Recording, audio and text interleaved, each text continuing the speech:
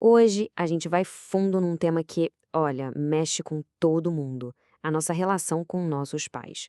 Usando como base os princípios da constelação familiar, vamos tentar entender como essa dinâmica, muitas vezes de um jeito que a gente nem percebe, acaba moldando quem somos, as nossas escolhas e, por que não, até o nosso sucesso na vida.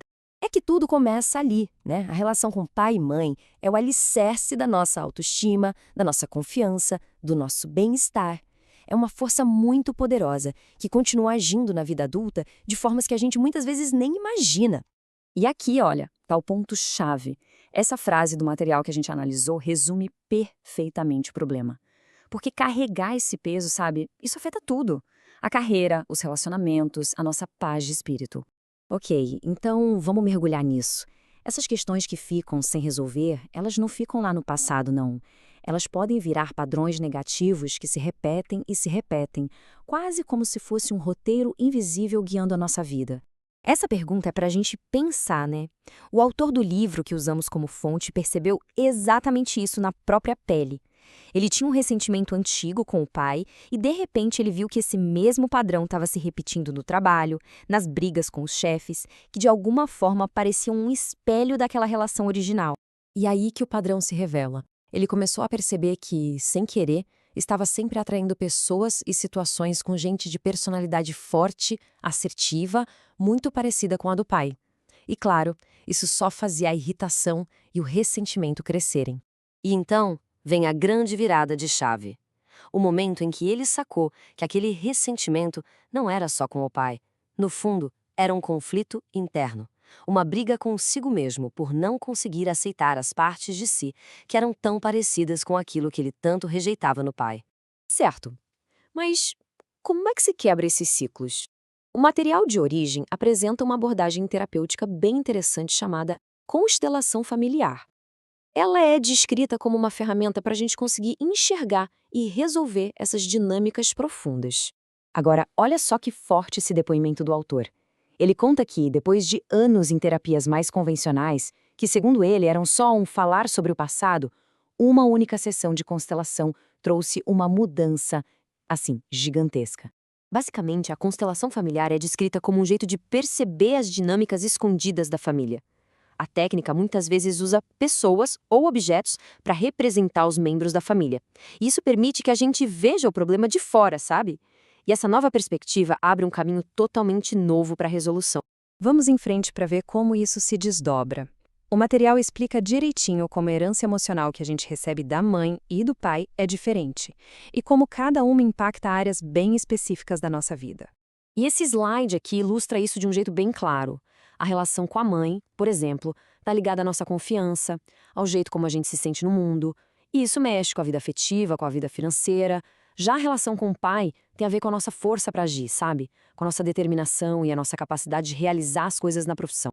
Mas a história ela não começa com a gente, não.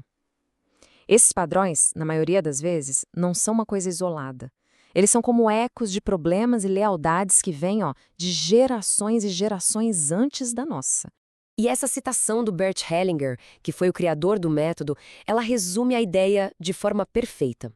A gente herda muito mais do que a cor dos olhos, né? A gente herda sistemas inteiros de crenças e padrões de comportamento que podem atravessar décadas. Para ilustrar um desses padrões, o material usa uma fábula super conhecida. É a da raposa que, morrendo de fome, tenta de tudo para pegar um cacho de uvas que parece delicioso. Depois de pular, pular e não conseguir, ela desiste, vai embora e fala para si mesma: "Ah, também, aquelas uvas deviam expor verdes." Então, esse jeitinho da raposa agir é uma metáfora perfeita para um conceito chamado amor interrompido.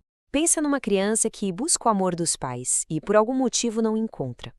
Para se proteger da dor, ela pode acabar decidindo que, na verdade, nem queria aquele amor. Isso pode criar um fechamento emocional que afeta a confiança e os relacionamentos a vida toda. Ok, se o problema está todo emaranhado lá no passado e nas outras gerações, qual é o caminho para sair disso? A parte final da nossa análise foca exatamente nos métodos que o material propõe para a cura. E o ponto central da solução é uma mudança de mentalidade. É sair da busca por culpados, seja a gente mesmo ou os outros, e assumir a responsabilidade pelo que a gente sente e percebe. Não é sobre esquecer, mas sim sobre aceitar o que foi, do jeito que foi. O material até oferece um exercício prático. A proposta bem simples. Visualize seu pai ou sua mãe na sua frente. Sinta, de verdade, o que vem ao olhar para essa imagem. E então, mentalmente ou em voz alta, diga a frase: deixo com você o que é seu e guardo comigo o que é meu. A ideia é devolver simbolicamente os pesos que não são nossos e perceber o que muda dentro da gente. Para fortalecer essa resolução, o caminho se apoia em dois pilares gigantes.